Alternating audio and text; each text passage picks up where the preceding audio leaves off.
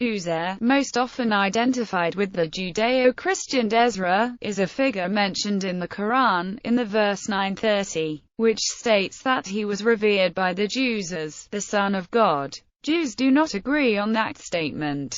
Historically, Muslim scholars have interpreted this verse as referring to a small group of Jews making such a reverence. Ezra lived between the times of King Solomon and the time of Zechariah, father of John the Baptist. Although not explicitly mentioned in the Quran among the prophets, Ezra is considered as one by some Muslim scholars, based on Islamic traditions. On the other hand, Muslim scholars such as Mu'tara al-Maqdisi and Juwayna and notably Ibn Hazm and al-Samur accused Ezra of falsification of the Torah. Several sources state that the Quran refers to Jews who began to call Ezra the Son of God due to his religious achievements. Gordon Darnell Nuba states it may due to misunderstanding of Ezra's position in the Jewish faith as a B'nai Elohim. Other Western scholars, relying on exegetical material from Ibn Abbas and Ibn Qutayba, consider Uzair not to be Ezra but Azariah,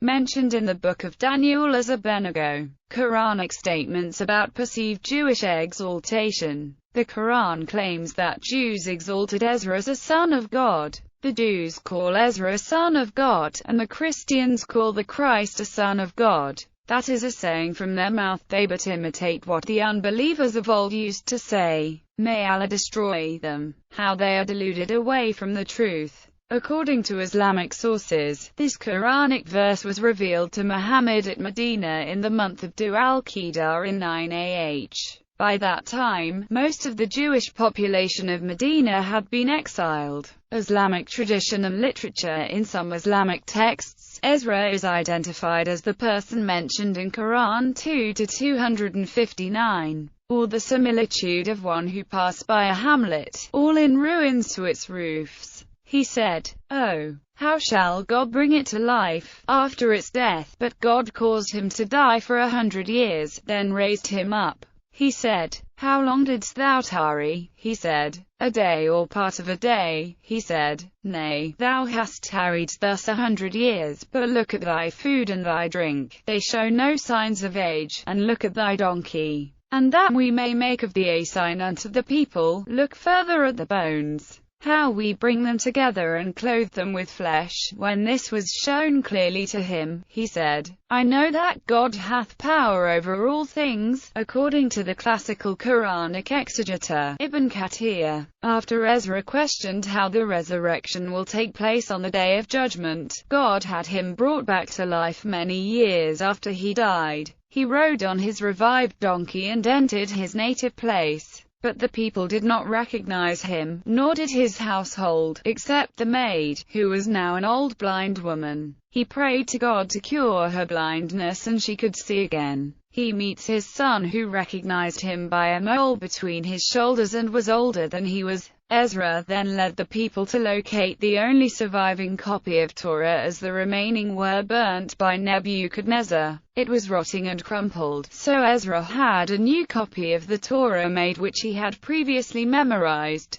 He thus renovated the Torah to the children of Israel. Ibn Kathir mentions that the sign in the phrase, "and that we may make of thee a sign unto the people," was that he was younger than his children. After this miracle, Ibn Kathir writes that Jews began to claim that Ezra was the Son of God. The Quranic exegesis of Sayyid Abul al-Mawdudi states, Uzair lived during the period around 450 BC. The Jews regarded him with great reverence as the revivalist of their scriptures, which had been lost during their captivity in Babylon after the death of Prophet Solomon, so much so that they had lost all the knowledge of their law, the traditions and of Hebrew, their national language. Then it was Ezra who rewrote the Old Testament and revived the law. That is why they used very exaggerated language in his reverence, which misled some of the Jewish sects to make him the Son of God. The Quran, however, does not assert that all the Jews were unanimous in declaring Ezra as the Son of God.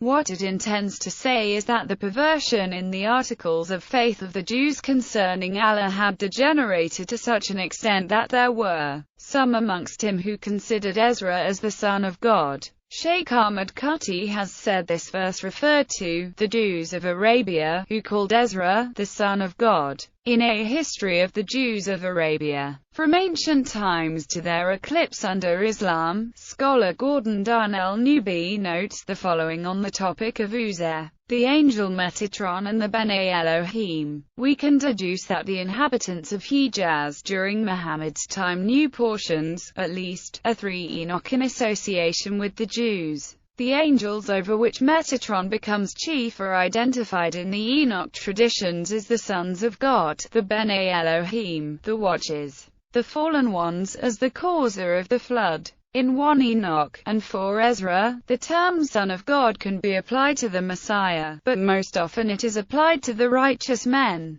of whom Jewish tradition holds there to be no more righteous than the ones God elected to translate to heaven alive. It is easy, then, to imagine that among the Jews of the Hijaz who were apparently involved in mystical speculations associated with the Merkabah, Ezra, because of the traditions of his translation, because of his piety, and particularly because he was equated with Enoch as the scribe of God, could be termed one of the Bene Elohim, and, of course, he would fit the description of religious leader whom the Jews had exalted. Better source needed. However, the Quranic claim that Jews consider Ezra the son of God is unattested either in Jewish or other extra-Quranic sources, and it is improbable that the Jews of Arabia believed so. Jacob Safir recorded that Arabian Jews had a pronounced aversion for the memory of Ezra, and even excluded his name from their category of proper names.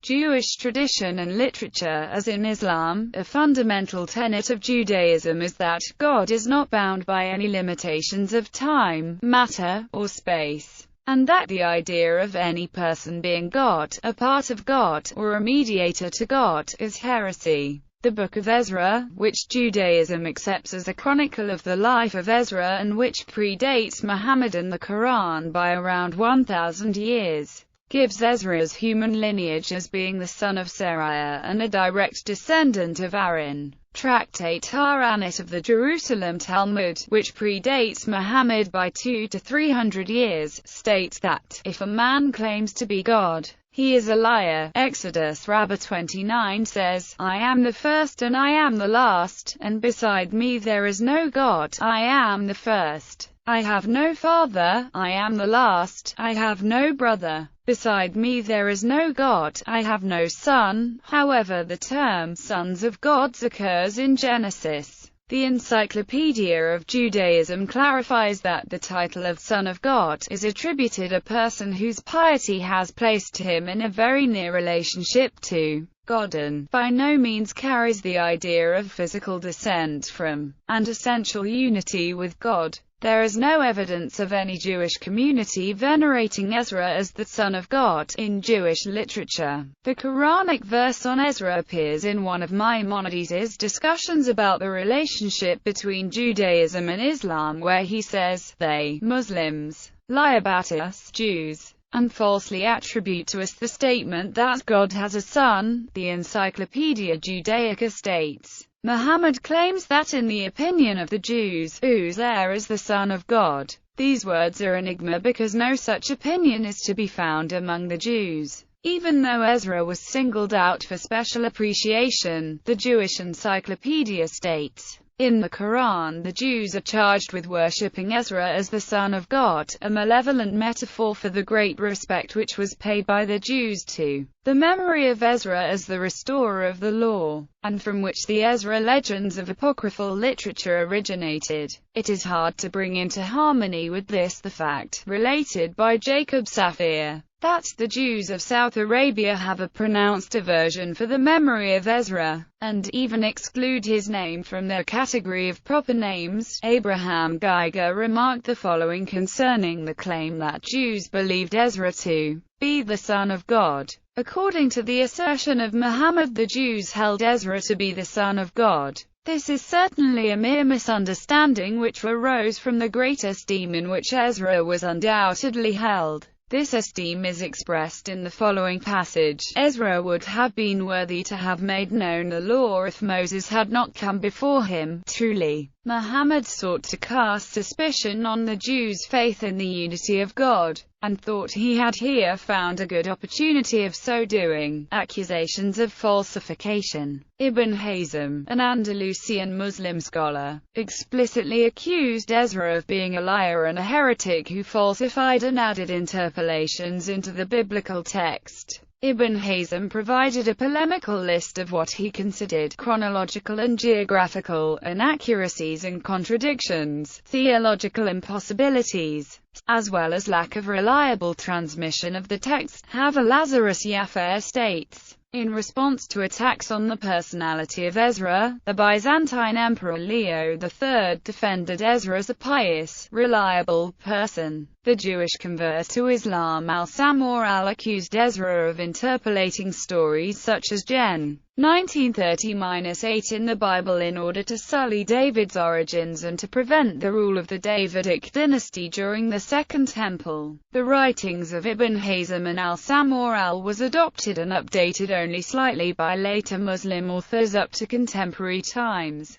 Uzair as Azariah. Vivian Kumaro, professor in Islamic literature at INALCO, considers the possibility of Quranic Uzair not being Ezra but Azariah instead, relying on Ibn Qutayba, and identifying a confusion committed by Muslim exegetes. She declares, there is, from Muslim traditionalists, a confusion between two distinct characters, Ezra, Azra, Azariah, Azariah. Thus, it is possible that the Quranic vocabulary Uzair could find its origin in Azariah's one. The deuterocanonical version of the Book of Daniel confirms this hypothesis. The Theodosian's version, used by Catholics and Orthodox Christians, contains the prayer of Azariah, an apocryphal prayer added by Hellenistic rabbis in the Septuagint version of the Book of Daniel, which curiously mentions Abednego by his other name, Azariah, rather than Abednego, which is used in the whole chapter 3 of the Hebrew and Protestant version, without any mention of the name of Azariah in this chapter.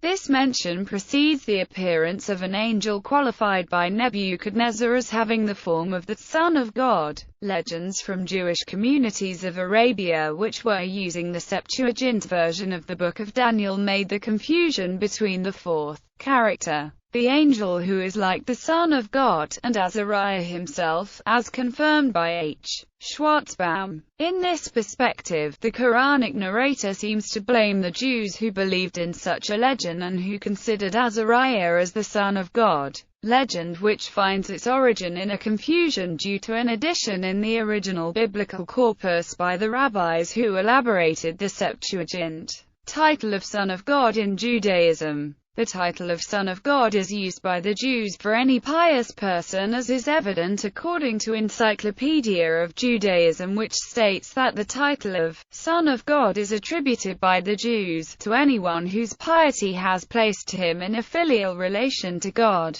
It is through such personal relations that the individual becomes conscious of God's fatherhood. Jews consider Ezra among the pious.